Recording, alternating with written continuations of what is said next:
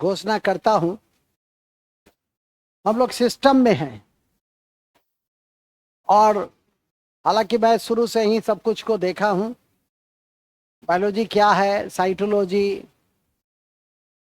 Cell के अध्ययन, इसके बाद टिश्यू का अध्ययन हिस्टोलॉजी, और फिर वहां से होते हुए हम लोग nutrition, carbohydrate, fat, proteins, vitamins, minerals, और फिर इसी कड़ी में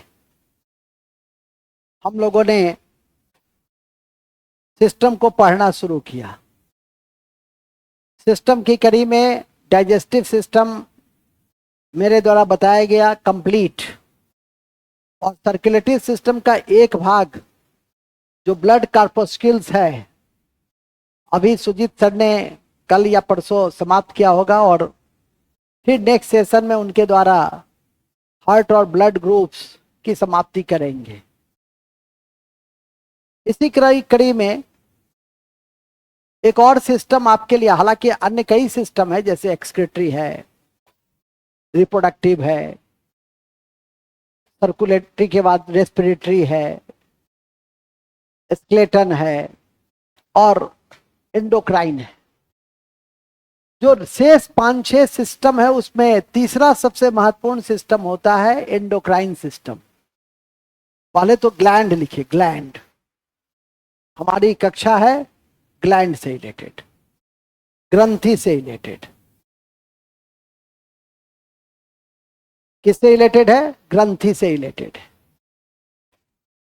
ठीक है, लाइए लाइए लाइए, किससे रिलेटेड है? ग्रंथि से रिलेटेड है।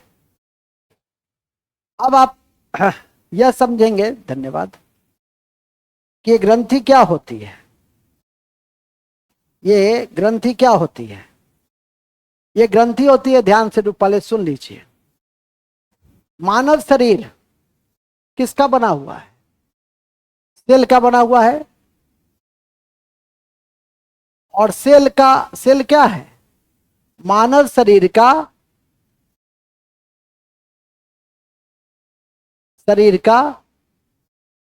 स्ट्रक्चरल और फंक्शनल यूनिट, संरचनात्मक और क्रियात्मक इकाई है।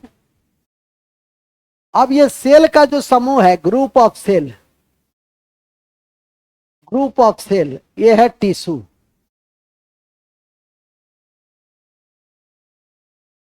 इसी टिश्यू में कुछ अंग ऐसे भी होते हैं जो हार्मोन का और एंजाइम का सिक्रीशन करता है।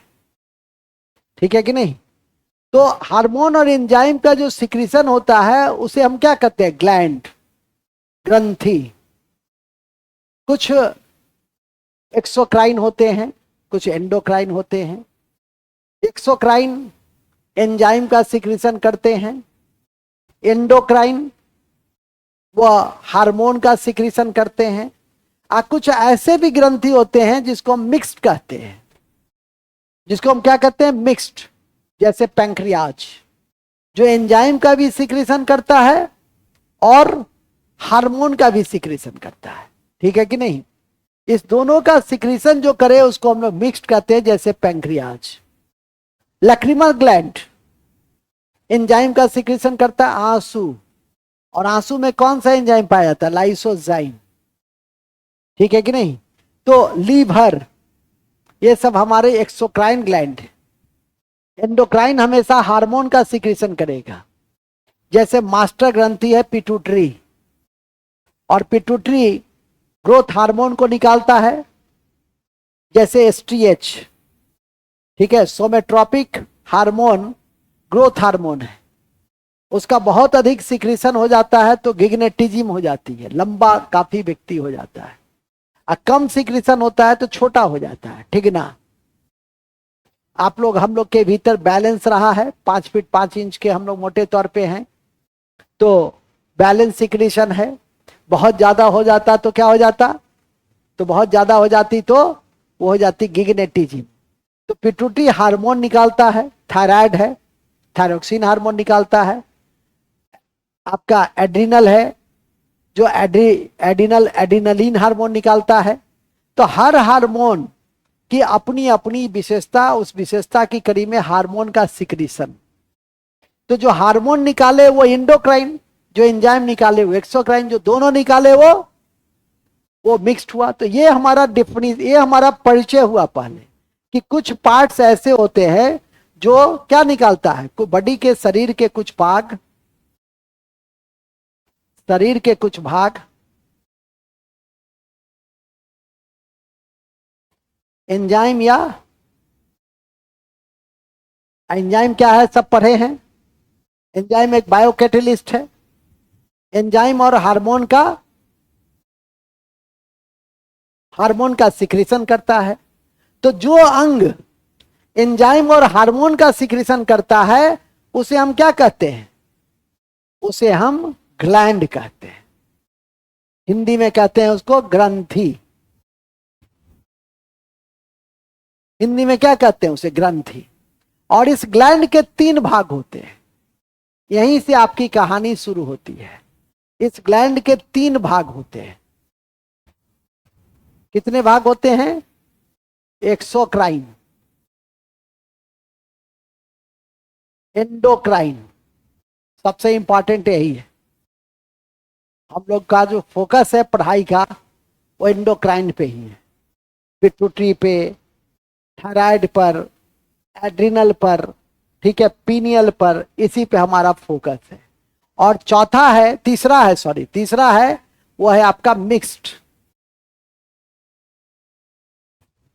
और मिक्स ग्लैंड का उदाहरण है पैंक्रियाज। इसका उदाहरण क्या है, पैंक्रियाज। इसका उदाहरण है लैक्रिमल ग्लैंड। और सबसे बड़ा ग्रंथि,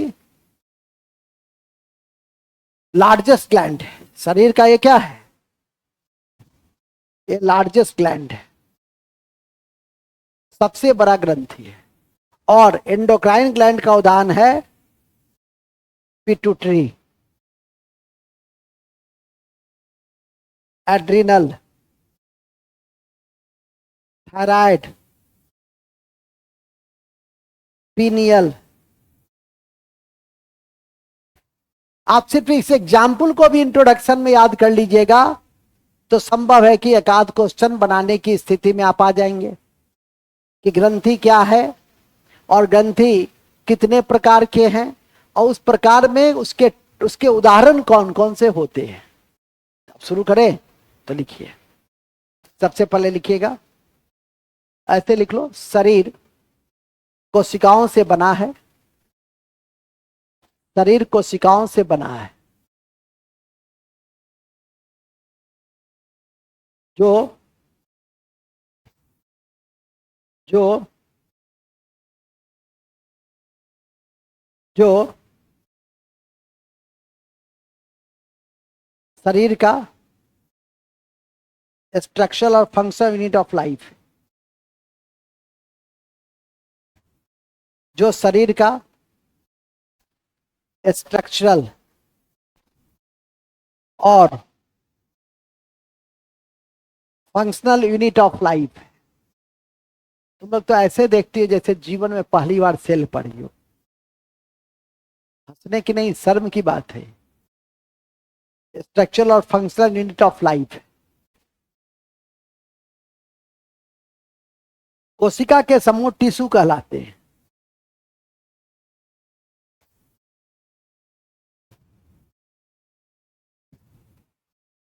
कोशिका के समूह टिश्यू कहलाते हैं। और इसी टिश्यू से अंग बनता है। और इसी टिश्यू से क्या बनता है, अंग बनता है। इसी टिश्यू से अंग बनता है। और इसी कड़ी में कुछ टिश्यू और अंग से, इसी कड़ी में कुछ टिश्यू और अंग से, कुछ टिश्यू और अंग से एंजाइम और अंग से एंजाइम और क्या निकलता है? हार्मोन निकलता है। हार्मोन निकलता है जिसे जिसे ग्रंथि या ग्लैंड कहते हैं। जिसे ग्रंथि या ग्लैंड कहते हैं। जिसे ग्रंथि या क्या कहते हैं? ग्लैंड कहते हैं। जिसे ग्रंथि या ग्लैंड कहते हैं, जो 3 प्रकार के होते हैं। जो 3 प्रकार के होते हैं। जो 3 प्रकार के होते हैं। पहला पहला एक्सोक्राइन। एक्सोक्राइन पहला क्या है?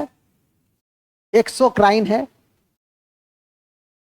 एक्सोक्राइन है। यह एंजाइम का सिक्रीशन करता है। यह एंजाइम का सिक्रीशन करता है। यह एंजाइम का सिक्रीशन करता है। यह किसका सिक्रीशन करता है? एंजाइम का सिक्रीशन करता है। जैसे लैक्रिमल ग्लैंड।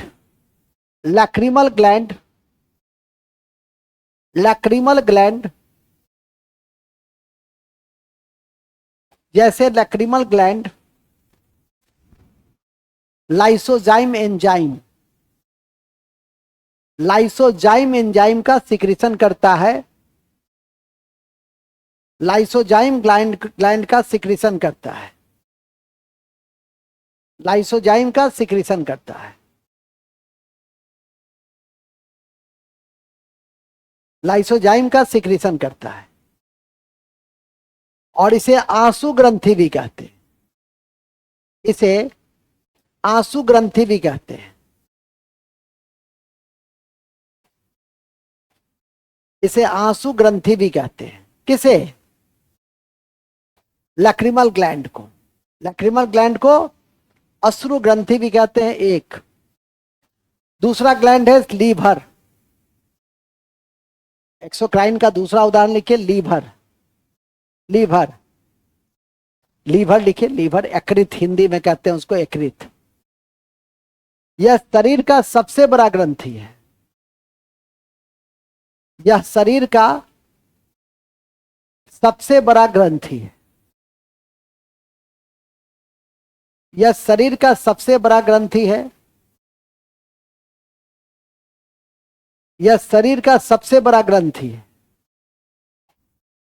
और जिससे कौन सा एंजाइम निकलता है? पीत। पीत रस क्या है? एंजाइम है। लिखेंगे इससे पीत एंजाइम, बाइल एंजाइम निकलता है। पीत एंजाइम निकलता है। ठीक है। और तीसरा है sweet gland. Sweet gland. Sweet gland. Sweet sweet gland या सवेसियस ग्लैंड। या सवेसियस ग्लैंड। सेवेसियस, SEBASEBACEOUS,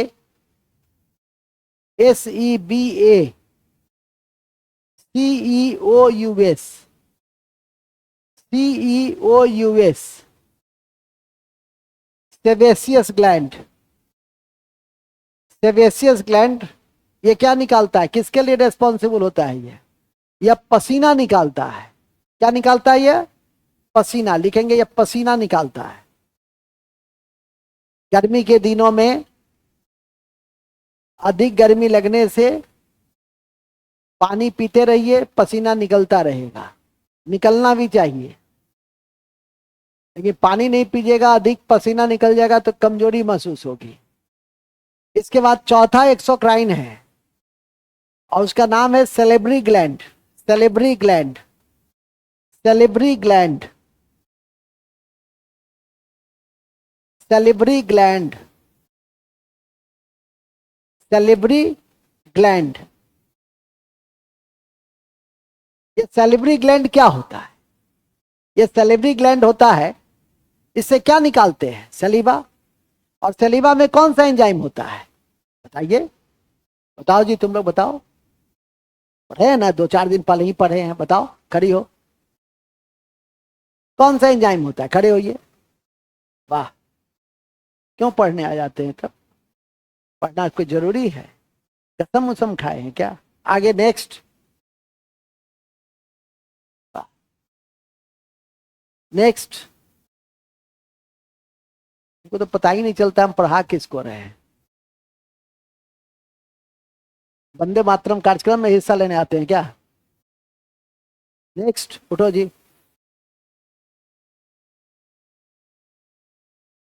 next. बहुत अच्छा। नेक्स्ट। बहुत अच्छा। नेक्स्ट, उठो जी। नेक्स्ट।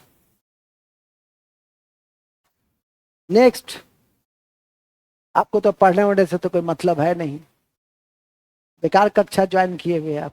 आधा कक्षा करते, सबसे इंपॉर्टेंट भाग है आपका मॉडर्न हिस्ट्री, और उसी में गायब है। नेक्स्ट। नेक्स्ट। वाह। नेक्स्ट।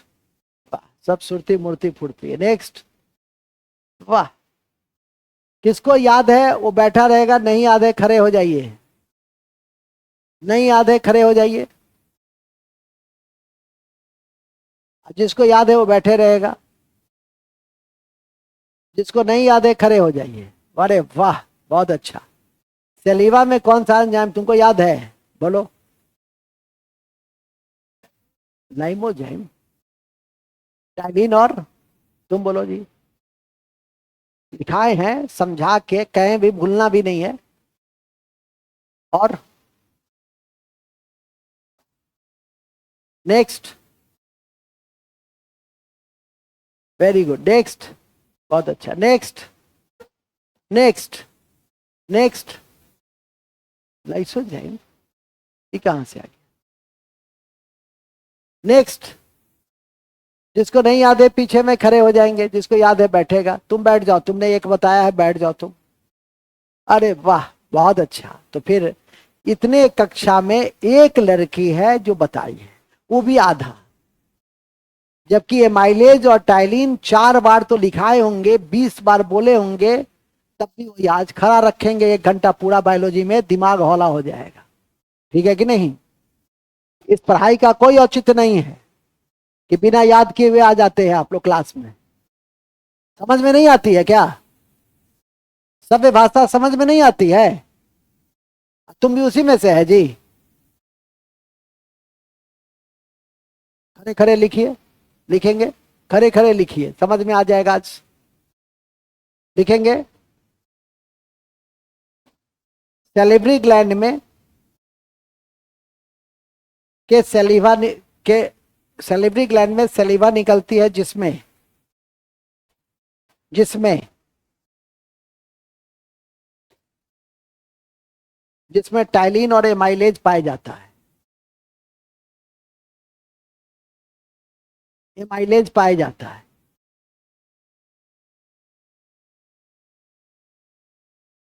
और ये लिखने की आवश्यकता नहीं है कि सलीवा क्या करती है भोजन को। लिखो। नहीं लिखोगे, खड़े रखेंगे। आज तो मैं 1 घंटा खड़ा रखूंगा, समझ में आ जाएगी आज। ठीक है कि नहीं?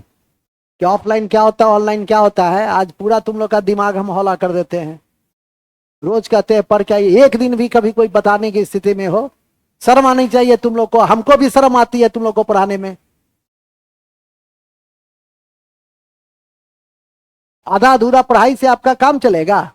सिर्फ मास्टर का पढ़ा देना ही पर्याप्त नहीं ना होता है? प्रभात जी, आप भी उसी में से है, शर्म नहीं आती है? परीक्षा दीजिएगा, ये नहीं कि याद करके रखे। नेक्स्ट में लिखेंगे, क्या लिखे? एमाइलेज और टाइलिन पाई जाती है। तो ये एक्सोक्राइन के 4 महत्वपूर्ण उदाहरण है, जिसको याद रखिए। पहला कौन?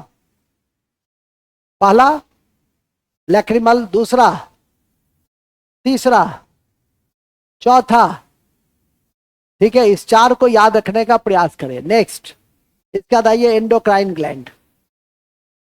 एंडोक्राइन ग्लैंड, एंडोक्राइन ग्लैंड,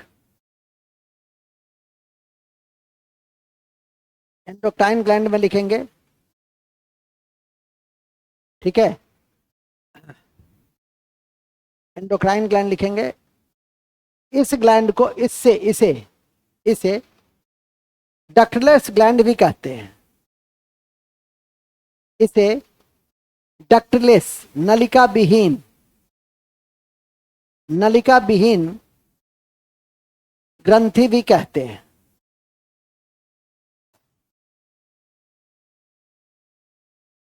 नलिका विहीन ग्रंथि भी कहते हैं। और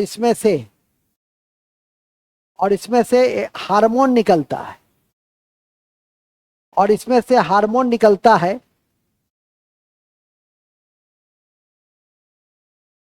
जो एक रसायन है और शरीर का संदेश वाहक है।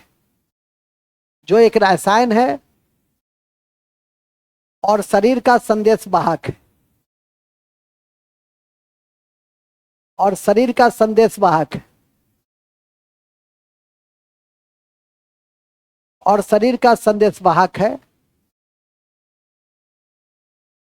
बैठ जाइए, शर्म आनी चाहिए कि खड़े खड़े हैं। इस उम्र में डांट सुनते हैं, शर्म नहीं आती आप लोग को? क्या लिखे कि शरीर का क्या है? संदेश वाहक है। कौन? हार्मोन। कौन? हार्मोन। वहां एक लाइन लिख देंगे, यह शरीर के विकास, प्रजनन, यह शरीर के विकास, पर्यावरण, पर्यावरण और मेटाबॉलिक क्रिया के लिए भी उत्तरदायी है। मेटाबॉलिक क्रिया के लिए भी उत्तरदायी है। मेटाबॉलिक क्रिया के लिए भी उत्तरदायी है। मेटाबॉलिक क्रिया के लिए भी उत्तरदायी है। कौन? कौन उत्तरदायी है? हार्मोन उत्तरदायी है। इसके अलावा गुस्सा आना, घबराहट होना, प्यार आना, यह भी हार्मोनल सिक्रीशन से ही होता है। गुस्सा आना, प्यार आना, घबराहट होना, घबराहट होना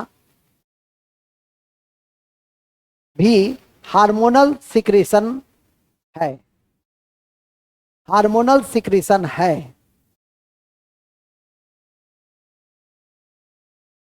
हार्मोनल सिक्रीशन है। ठीक है। हार्मोनल, हार्मोन एक ग्रीक वर्ड है जिसका अर्थ होता है एक्साइटमेंट, उत्तेजना। और उत्तेजना जो है वही हार्मोन सिक्रीशन से होता है। हार्मोन शब्द का अर्थ है उत्तेजना लाना। और अभी मैंने कहा कि प्यार हो या घबराहट हो या डर हो या भय हो, जो भी, या गुस्सा हो, विकास हो, प्रजनन हो, मेटाबॉलिक क्रिया हो, एनाबॉलिक कैटाबॉलिक दोनों हो, उन सब के लिए कौन जिम्मेवार है? उनसे। और कहां से निकलती है? वो एंडोक्राइन से निकलती है। और एंडोक्राइन सिस्टम में हार्मोन सीधे, क्योंकि नलिका विहीन होती है, तो सीधे किस में प्रवेश कर जाती है? रक्त में। क्योंकि उसमें नलिका तो होती नहीं है, तो सीधे वो रक्त में घुल जाती है। सबसे पहले खोजा गया हार्मोन था सिक्रेटिन। नोट में लिख दो, सबसे पहले खोजा गया हार्मोन सिक्रेटिन था। कौन टीन था? सिक्रेटिन था। कौन टीन था? सिक्रेटिन था। उदाहरण, उदाहरण लिखेंगे, पिट्यूटरी, पिट्यूटरी। दूसरा adrenal, adrenal, adrenal, adrenal, thyroid, thyroid, thyroid, pineal, pineal, pineal इत्यादि एंडोक्राइन ग्रंथि के उदाहरण हैं। एंडोक्राइन ग्रंथि के उदाहरण हैं। किसके उदाहरण हैं? एंडोक्राइन ग्रंथि के उदाहरण हैं। उसके बाद आता है तीसरा भाग है तीसरा भाग है मिक्स्ड ग्लैंड। देखेंगे तीसरा भाग है मिक्स्ड ग्लैंड, मिक्स्ड ग्लैंड।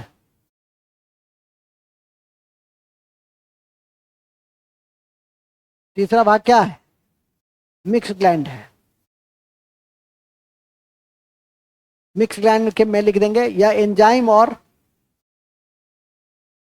या एंजाइम और या एंजाइम और हार्मोन, या एंजाइम और हार्मोन दोनों का सिक्रीशन करता है। एंजाइम में पूछने की जरूरत है नहीं, क्योंकि आप लोग से क्या पूछना है साहब? लाइपेज, एंजाइम में लाइपेज, ट्रिप्सिन और एमाइलेज। लाइपेज, ट्रिप्सिन और एमाइलेज महत्वपूर्ण होते हैं, महत्वपूर्ण होते हैं, महत्वपूर्ण होते हैं। तो पैंक्रियाज से कितने एंजाइम निकलते हैं? मिक्स ग्लैंड का उदाहरण क्या है? पैंक्रियाज है। और पैंक्रियाज से 3 एंजाइम कौन से निकलते हैं? लाइपेज। तो लाइपेज क्या काम करता है? बताओ, बताओ जी प्रकाश, लाइपेज क्या काम करता है? बहुत बढ़िया, वेरी गुड। प्रभात जी बताइए, लाइपेज क्या काम करता है? इतना बढ़िया से तोड़ तोड़ के लिखा हुआ है कि लाइपेज वसा का पाचन करता है। फैटी एसिड के पाचन में लाइपेज की भूमिका होती है। और दूसरा, एमाइलेज की भूमिका स्टार्च के पाचन में है। और ट्रिप्सिन की भूमिका प्रोटीन के पाचन में है। लिखा हुआ है, अभी 4 दिन पढ़े हैं पहले, तब भी यही हाल है। ठीक है कि नहीं? अब क्या कहें, आपको समझ में नहीं आता है। इस उम्र में भी इतनी बात कही जाती है, शर्म आनी चाहिए आप लोगों को। तो लिख देंगे उसमें एमाइलेज, लाइपेज वसा का पाचन करता है। एमाइलेज कार्बोहाइड्रेट का, एमाइलेज कार्बोहाइड्रेट का,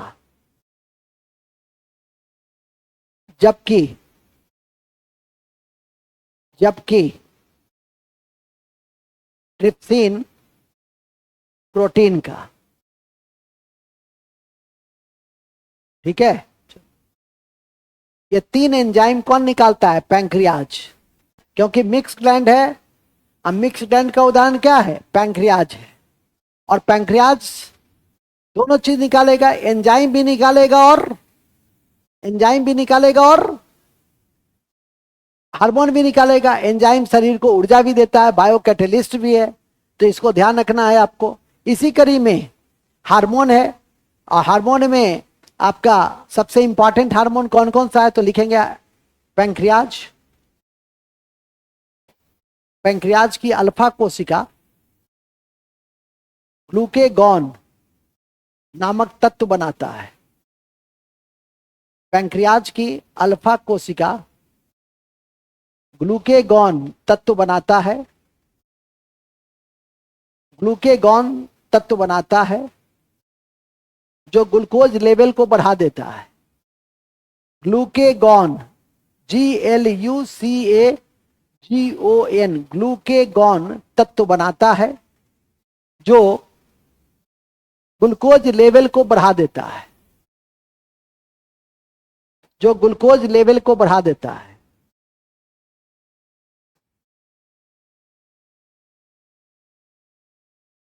दूसरी कोशिका होती है बीटा कोशिका, और बीटा कोशिका कौन सा हार्मोन निकालता है? इंसुलिन। तो लिखेंगे बीटा कोशिका इंसुलिन नामक हार्मोन निकालती है। बीटा कोशिका इंसुलिन नामक हार्मोन निकालती है।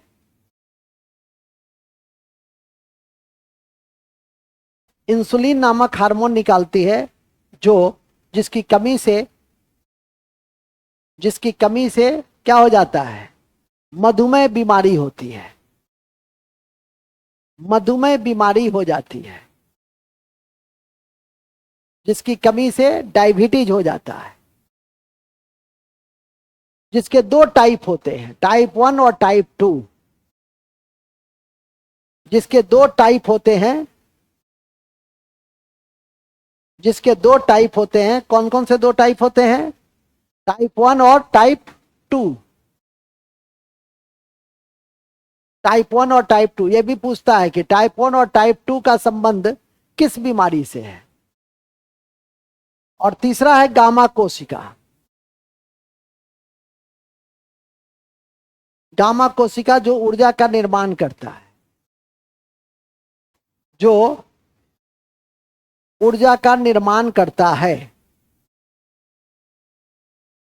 जो ऊर्जा का निर्माण करता है, जो क्या करता है? ऊर्जा का निर्माण करता है।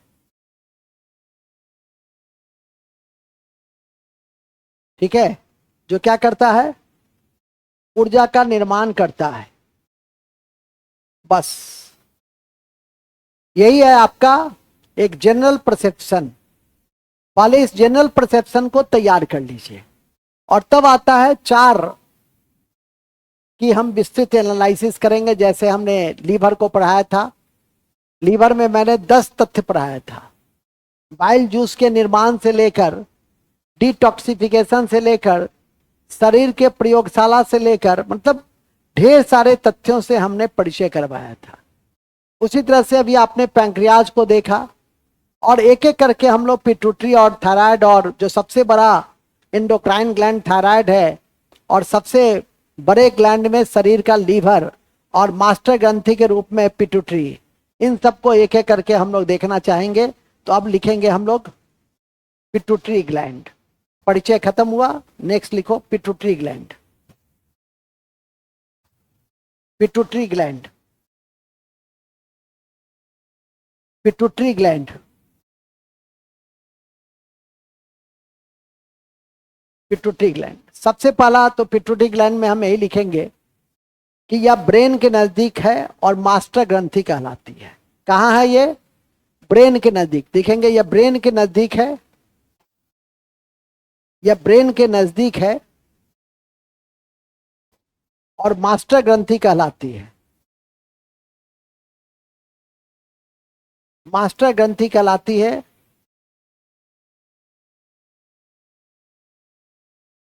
मास्टर ग्रंथि क्यों कहते हैं? क्योंकि यह अन्य ग्रंथि के कार्यों को भी नियमन देती है। क्योंकि यह लिखेंगे मास्टर ग्रंथि कहलाती, क्योंकि यह अन्य ग्रंथियों के कामों को भी, अन्य ग्रंथियों के कामों को भी नियंत्रित करती है, अन्य ग्रंथियों के कार्यों को भी नियमित करती है। इसलिए इसको मास्टर कहते हैं। इसलिए इसे क्या कहते हैं? मास्टर कहते हैं। इसलिए इसे क्या कहते हैं? मास्टर ग्रंथि कहते हैं। नेक्स्ट पॉइंट, यह शरीर की सबसे छोटी ग्रंथि है। यह शरीर की सबसे छोटी ग्रंथि है, जो मटर के दाने के समान होती है।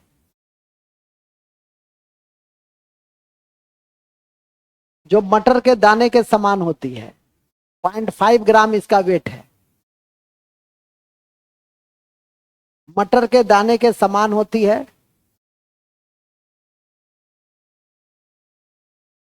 ठीक है, एवं इनके कार्यों का नियंत्रण एवं इनके कार्यों का नियंत्रण, भूलिएगा नहीं इस लाइन को, इनके कार्यों का नियंत्रण हाइपोथैलेमस करता है। इनके कार्यों का नियंत्रण हाइपोथैलेमस करता है। किनके? पिट्यूटरी के कार्यों का नियंत्रण कौन करता है? पिट्यूटरी। पिट्यूटरी के कार्यों का नियंत्रण कौन करता है? इसके कार्यों का नियंत्रण करता है हाइपोथैलेमस।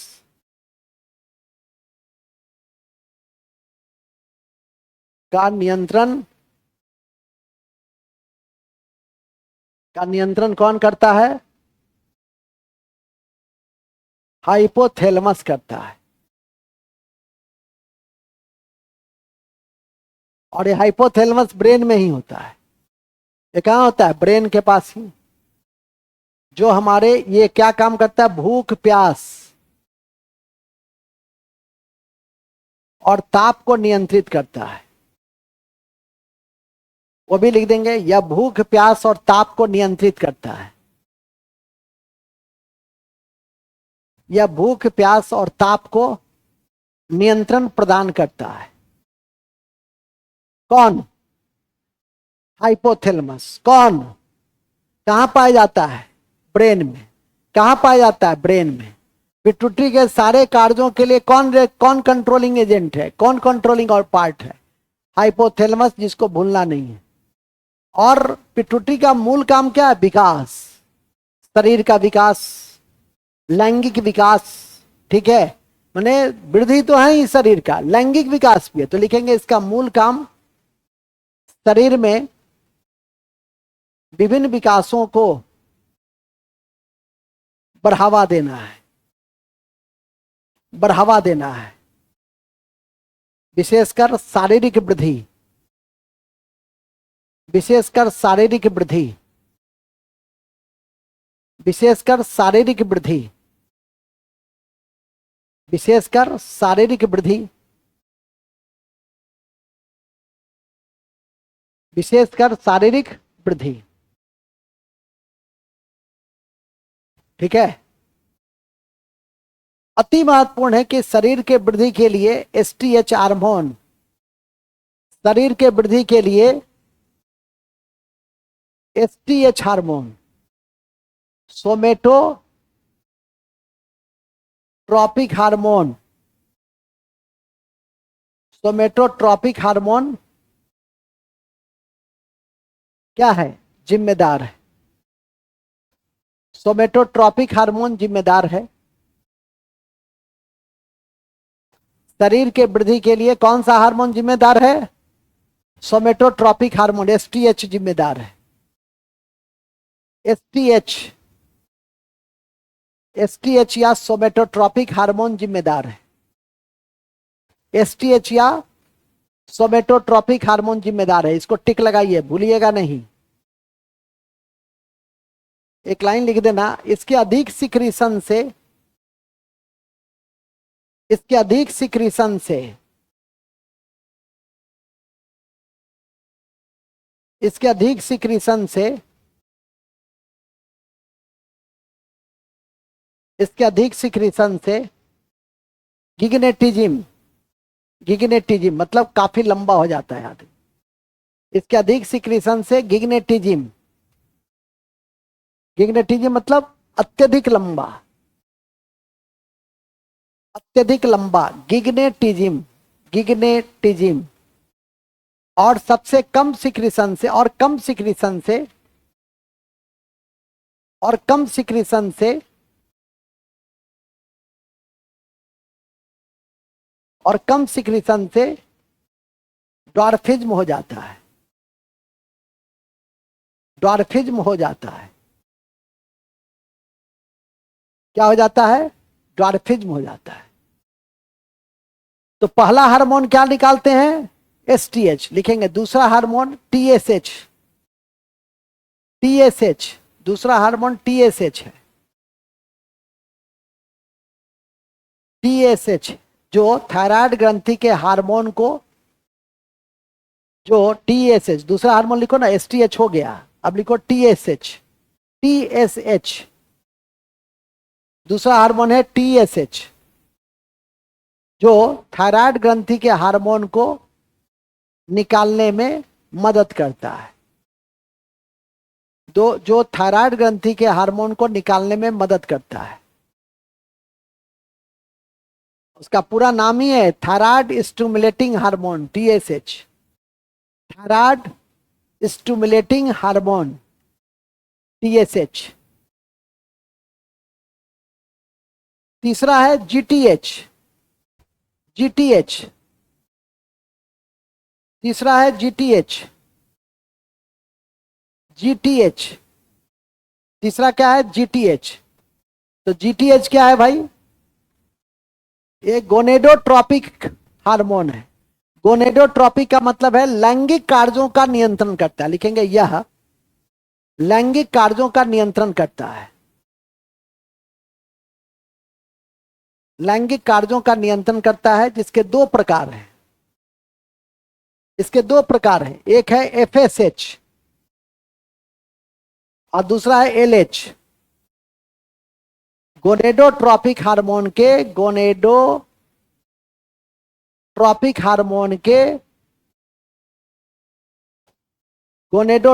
हार्मोन के दो भाग हैं, एक है FSH और दूसरा है LH। FSH और LH, ठीक है। FSH क्या करता है? शुक्राणु को कंट्रोल करता है। शुक्राणु किस में निकलता है? पुरुष में। इसका संबंध किससे है? शुक्राणु से है। FSH का संबंध है शुक्राणु से। और दूसरा है LH हार्मोन।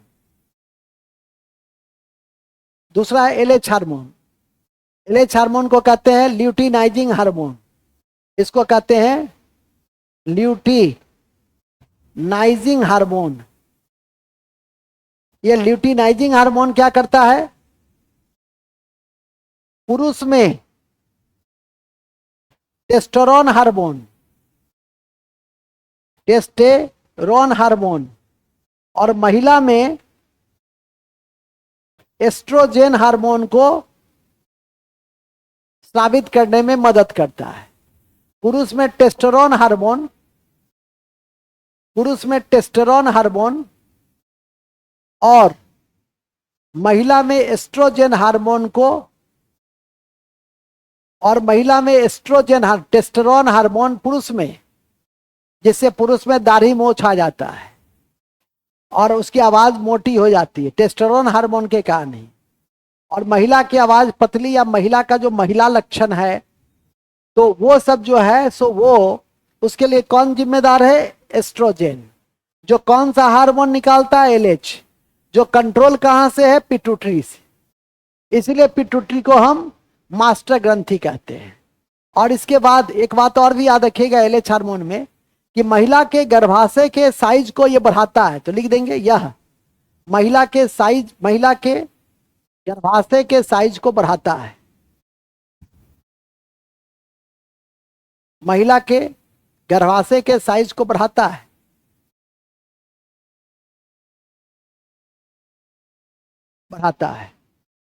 भूलेंगे नहीं, भूलेंगे नहीं, भूलेंगे नहीं, भूलेंगे नहीं कि प्रसव काल के दौरान गर्भाशय से रिलैक्सिन हार्मोन निकलता है। प्रसव काल के दौरान गर्भाशय से रिलैक्सिन हार्मोन निकलता है। रिलैक्सिन हार्मोन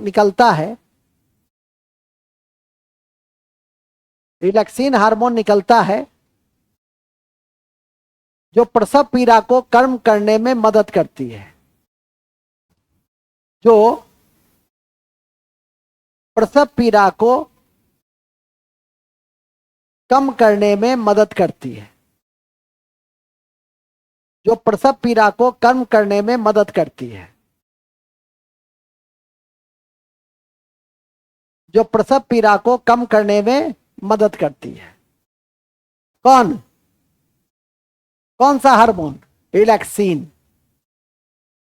चौथा लिख देंगे LTH। अब लिखो LTH hormone, lactogenic hormone. Lactogenic hormone, lactogenic hormone कौन सा हार्मोन होता है? ऑक्सीटोसिन। लिखेंगे लैक्टोजेनिक हार्मोन,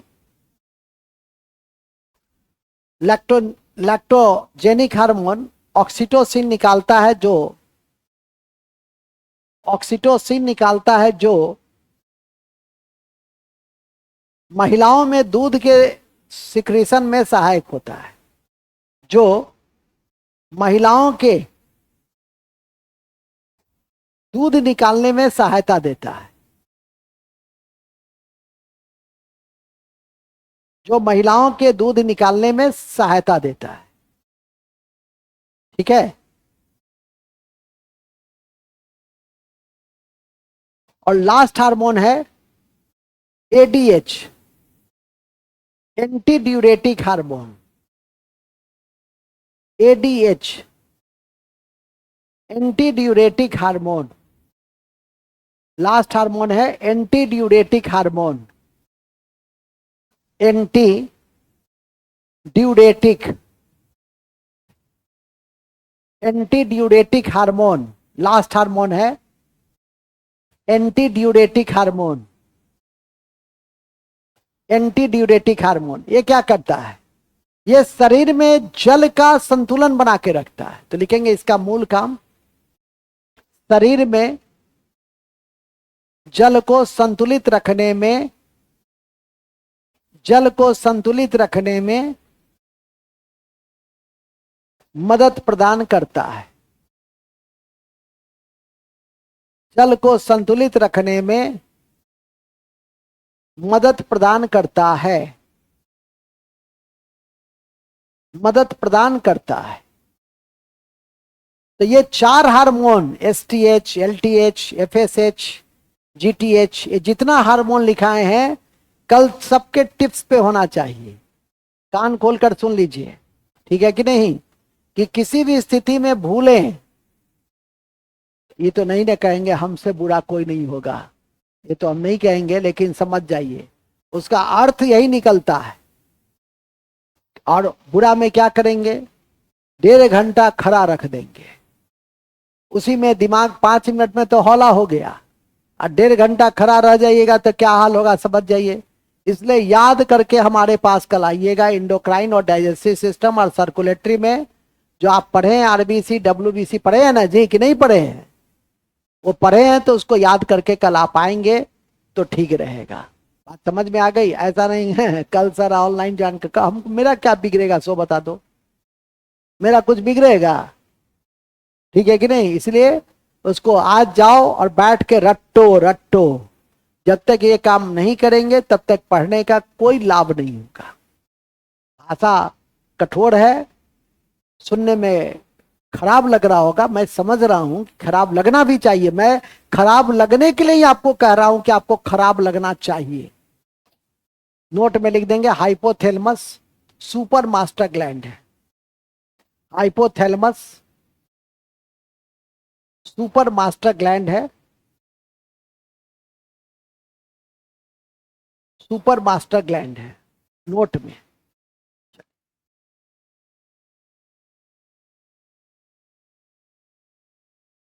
ओके,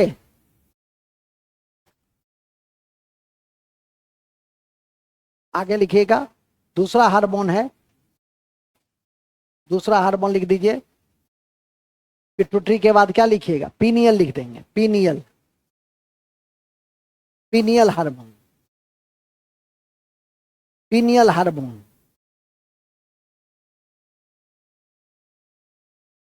अच्छा, वो पिट्यूटरी जो लिखे हैं वो दूसरा सबसे छोटा लिखिएगा। पिट्यूटरी जहां लिखे है ना वो दूसरा सबसे छोटा है, और पीनियल सबसे छोटा है।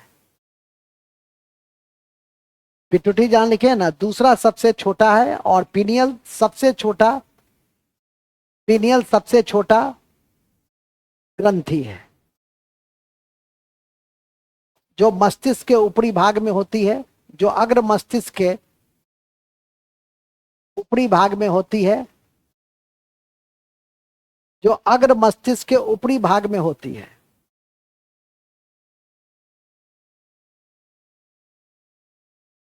ऊपरी भाग में होती है,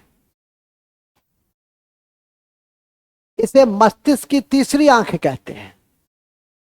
किसको? किसको?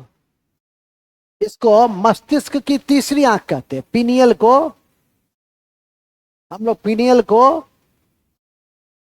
किस नाम से जानते हैं? मस्तिष्क की तीसरी आंख है पीनियल ग्लैंड, थर्ड आई के नाम से इसको जानते हैं।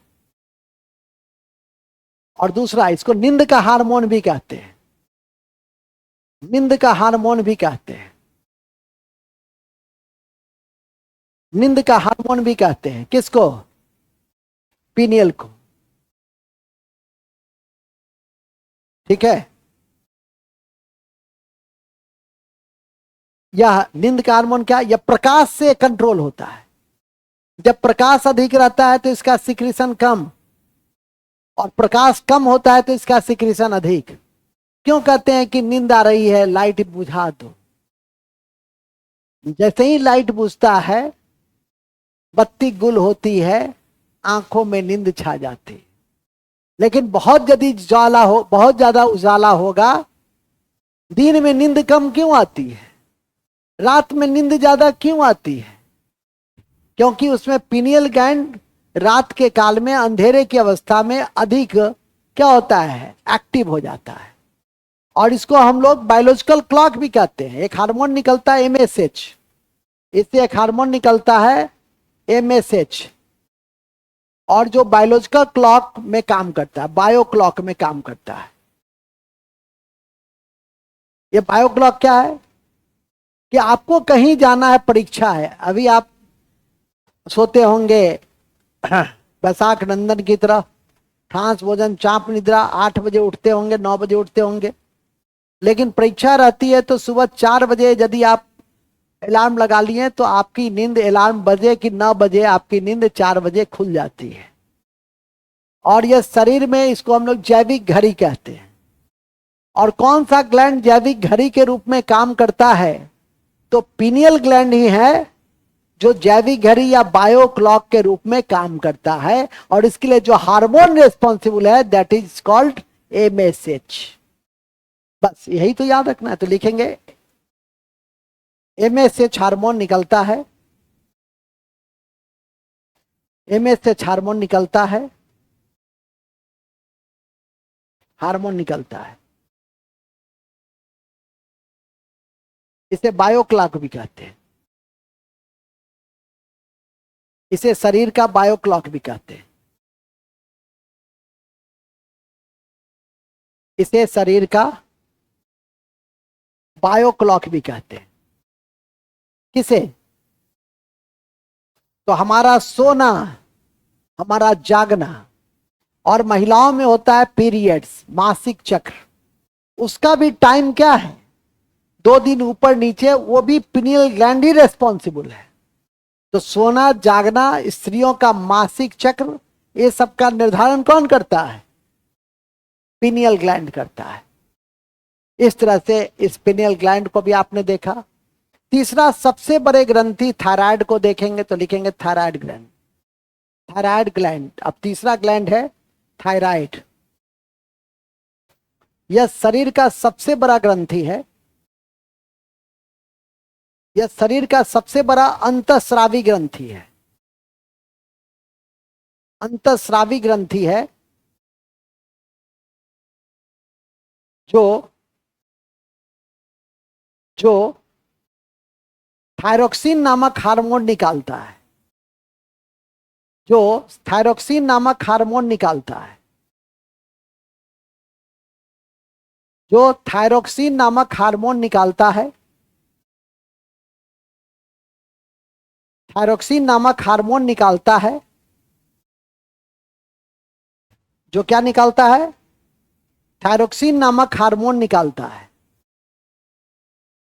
और इसमें आयोडीन तत्व पाया जाता है। टिक लगा लो, पूछेगा वो, 10 बार टिक लगाओ उस पर।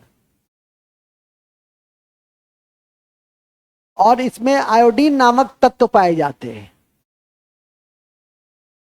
और इसमें आयोडीन नामक तत्व पाए जाते हैं। ठीक है। कभी कभी परीक्षा में पूछता है कि शरीर में आयोडीन की मात्रा का निर्धारण निम्नलिखित में से कौन सा हार्मोन करता है? तो थायरोक्सिन हार्मोन करता है। कौन सा हार्मोन करता है? थायरोक्सिन हार्मोन करता है। कौन सा हार्मोन करता है? थायरोक्सिन हार्मोन करता है। ठीक है कि नहीं? जो शरीर के वृद्धि के लिए भी आवश्यक है, जल संतुलन के लिए भी आवश्यक है। इसकी कमी से घेगा रोग हो जाते हैं।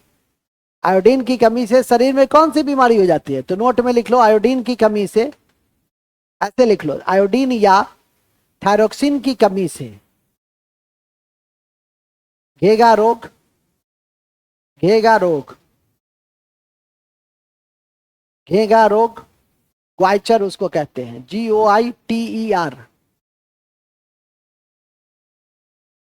ठीक है, ग्वाइचर या क्रेटेनिज्म, क्रेटेनिज्म हिंदी में लिख लो जड़ मानवता, क्रेटेनिज्म, क्रेटेनिज्म नामक बीमारी हो जाती है। क्रेटेनिज्म नामक बीमारी हो जाती है, जिससे बच्चे की शारीरिक और मानसिक विकास रुक जाता है, जिससे बच्चे की शारीरिक और मानसिक विकास रुक जाता है।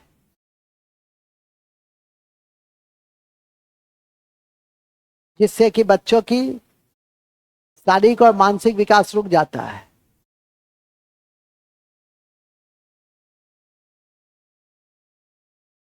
रुक जाता है।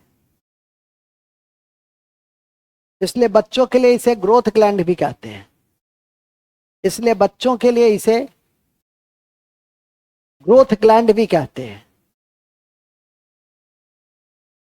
बच्चों के लिए इसे ग्रोथ ग्लैंड भी कहते हैं। इसलिए बच्चों के लिए इसे क्या कहते हैं? वृद्धि हार्मोन कहते हैं। बच्चों के लिए ध्यान रखिएगा, ऐसा नहीं कि वहां पे पिट्यूटरी पे टिक लगा दीजिएगा। बच्चों के लिए यह वृद्धि हार्मोन है। ठीक है, बच्चों के लिए क्या है? वृद्धि हार्मोन है। कौन? थायराइड का थायरोक्सिन हार्मोन जो निकलता है। तो क्रेटेनिज्म, एक छोटा सा बच्चा को आप देखिएगा, उसका पेट निकला हुआ है, माथा सुटका हुआ है, नहीं तो उसका 8 साल का हो गया है, ना तो मानसिक विकास है ना शारीरिक विकास है, तो उसको कहेंगे कि उसमें आयोडीन की कमी है और थायराइड हो जाते हैं। आपके स्त्रियों में भी थायराइड होती है। थायराइड की कमी हो गई तो सूख जाएगी वो। ठीक है कि नहीं? और थायराइड की अधिकता होगी तो फूल जाएगी। ठीक है, तो दोनों चीज होती है। इसलिए थायराइड का संतुलन में रहना, आयोडीन की मात्रा का संतुलन में रहना आवश्यक होता है, जिसके कारण न तो आप सिकुड़ सके, सुठिया हो सके, और न भूतिया हो सके। दोनों चीज स्थिति आपके समक्ष है। ठीक है, देखते होंगे खूब आदमी क्या होता है, फैल जा, खूब मोटा मोटी हो जाती है या मोटा हो जाता है। पुरुष में होगा तो मोटा नहीं, एक आध कुर्सी में तो वो बैठ नहीं पाएगा। तो ये थायराइड के बढ़ने से है। एक होता है बिल्कुल सूख जाना, तो थायराइड के कमी से है। तो इसको ध्यान रखिएगा। और थायराइड ग्लैंड कहाँ पाया जाता है? तो गला में। तो लिख देंगे थायराइड ग्लैंड गला में पाई जाती है। चलिए, अब तीसरा लिख लीजिए gland, thymus. Thymus, thymus gland. तीसरा ग्लैंड कौन सा है? थाइमस। थाइमस ग्लैंड ये पाई जाती है हृदय के पास। ये कहां पाई जाती है? हृदय के पास। हेलो, हाँ जी, ठीक है, ठीक है, ओके, ठीक है। हाँ, ये कहां पाई जाती है? ये पाई जाती है हृदय के पास। कहां पाई जाती है? हृदय के पास पाई जाती है। और एंटीबॉडी का निर्माण करता है। तो कहां पाई जाती है? पहला, हृदय के पास पाई जाती है। और एंटीबॉडी का निर्माण करती है।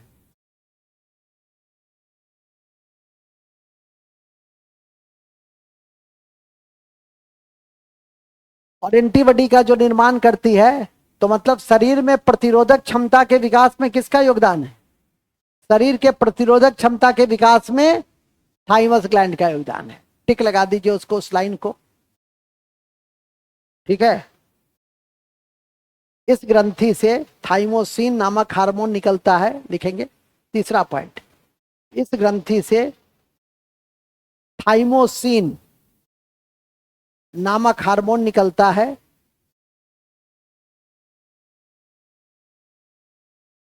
निर्माण थाइमोसिन नामक हार्मोन निकलता है।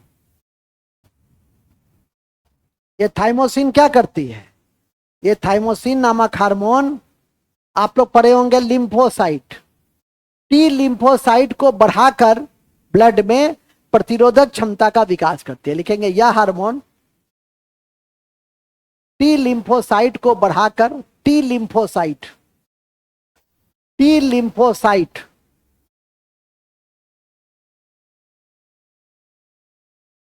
टी लिम्फोसाइट को बढ़ाकर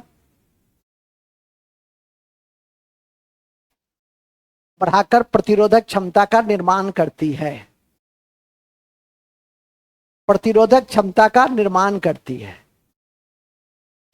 इसीलिए थाइमस ग्रंथि को, इसीलिए थाइमस ग्रंथि को प्रतिरक्षा तंत्र का राजा कहा जाता है। प्रतिरक्षा तंत्र का राजा कहा जाता है।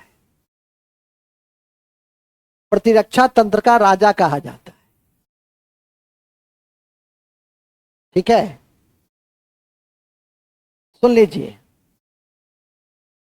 प्रतिरोधक तंत्र का राजा कहा जाता है। सुन लीजिए, आपको जानना चाहिए कि प्रतिरोधक क्षमता सबसे अधिक किस अवस्था में होती है और सबसे कम किस अवस्था में रहती है।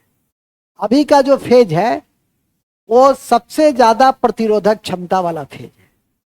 कुछ भी खा लीजिएगा, पचा लीजिएगा, कोई दिक्कत नहीं। बच्चा में थोड़ा कम होता है और सबसे कम बुढ़ा में होता है, वृद्ध में होता है। क्योंकि वृद्ध में यह 3 से 6 ग्राम है, बच्चों में 10 से 12 ग्राम है, बड़ों में 20 से 22 ग्राम होता है। तो स्वाभाविक है कि जिसमें जितना कम होगा प्रतिरोधक क्षमता उतना कम होगा। इसलिए बूढ़ों को ठंडा, गर्मी, बरसात, बहुत सारे रोग व्याधि से क्या होता है। अभी देखे होंगे कि कोरोना आया तो उसमें सबसे ज्यादा कौन मरे? जो वृद्ध जन थे, जिनको थोड़ी सी भी बीमारी रही होगी या नहीं भी था तो भी उसकी मृत्यु की संख्या क्या है? अधिक है। बच्चे की संख्या थोड़ा सा कम और सबसे कम युवाओं की संख्या, क्योंकि युवाओं में प्रतिरोधक क्षमता क्या होती है? अधिक होती है। इस कारण से तो ये ध्यान रखना है। तो लिख देंगे कि वृद्धों में सबसे कम प्रतिरोधक क्षमता, वृद्धों में सबसे कम प्रतिरोधक क्षमता और सबसे अधिक युवाओं में होती है। और सबसे अधिक युवाओं में होती है। सबसे अधिक युवाओं में होती है। बस। और चौथा लिखेंगे adrenal gland. Adrenal gland, adrenal gland या किडनी के ऊपर पाया जाता है, या किडनी के नजदीक होता है, या किडनी के नजदीक पाया जाता है। कहां पाया जाता है? एड्रिनल किडनी के नजदीक पाया जाता है। एड्रिनल कहां पाया जाता है? एड्रिनल ग्लैंड कहां पाया जाता है? किडनी के पास। इसको इमरजेंसी ग्लैंड भी कहते हैं।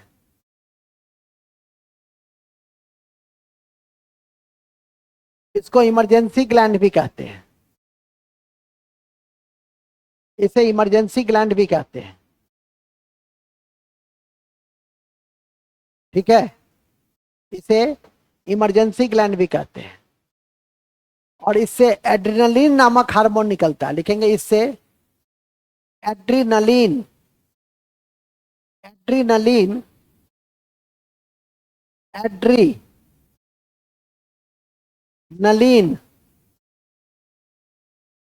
नामक हार्मोन पाया जाता है। एड्रेनलिन नामक हार्मोन पाया जाता है। एड्रेनलिन नामक हार्मोन पाया जाता है जो जो भय, क्रोध, उत्तेजना, जो भय क्रोध जो भय क्रोध उत्तेजना, संकट आदि के समय सबसे अधिक सक्रिय रहता है।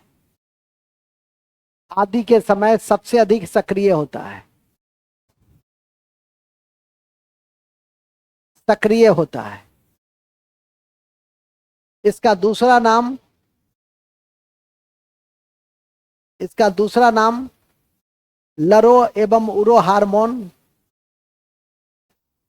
इसका दूसरा नाम लरो या उरो हार्मोन, जीवन रक्षक हार्मोन, जीवन रक्षक हार्मोन, 3F और 4S हार्मोन, 3F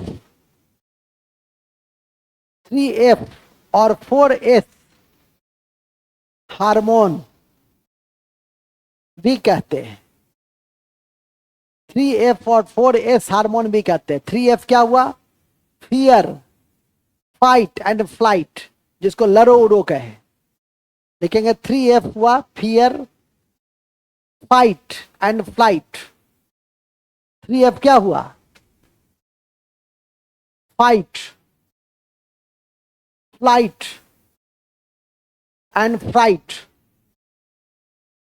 दो शब्द में याद रखना कि लरो ह्यूरो हार्मोन है।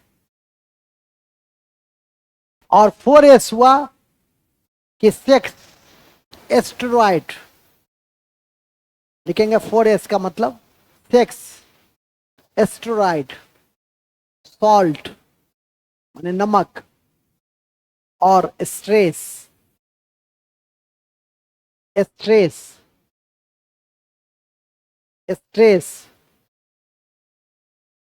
इत्यादि में इसकी भूमिका होती है। नहीं, ज्यादा एक्सप्लेन करने की आवश्यकता नहीं है, कुछ बातों को समझा जाता है। उसमें एक लाइन लिख देंगे, एडिनल ग्रंथि के दो भाग होते हैं, एक कॉर्टेक्स, दूसरा मेडुला। एडिनल ग्रंथि के दो भाग होते हैं, एक कॉर्टेक्स होता है, दूसरा मेडुला होता है। दूसरा मेडुला होता है। दूसरा क्या होता है? मेडुला होता है। मेडुला होता है, बस। तो इस तरह से आज आपने संपूर्ण ग्रंथि को पढ़ने का प्रयास किया। और हालांकि मैं यदि चाहता तो रिप्रोडक्टिव सिस्टम को मैं इसी में पढ़ा देता, लेकिन एक बातें तो याद रहती नहीं है। इसमें हम 3 सिस्टम पढ़ा सकते थे, एक रिप्रोडक्टिव, दूसरा एक्सक्रीटरी। लेकिन आपके अकल के लेवल इतने ऊंचे हैं कि मैंने पढ़ाने का रिस्क नहीं लिया। इसलिए अगले दिन कल की कक्षा हमारी रिप्रोडक्टिव से जुड़ी हुई होगी और एक्सक्रीटरी से जुड़ी हुई होगी, और तब हम जाकर के इस अध्याय को पूरा कर पाएंगे। मतलब 2 सिस्टम भी और अन्य सिस्टम भी पूरा हो जाएगा, और साथ में ग्लैंड तो पूरा हो ही गया है।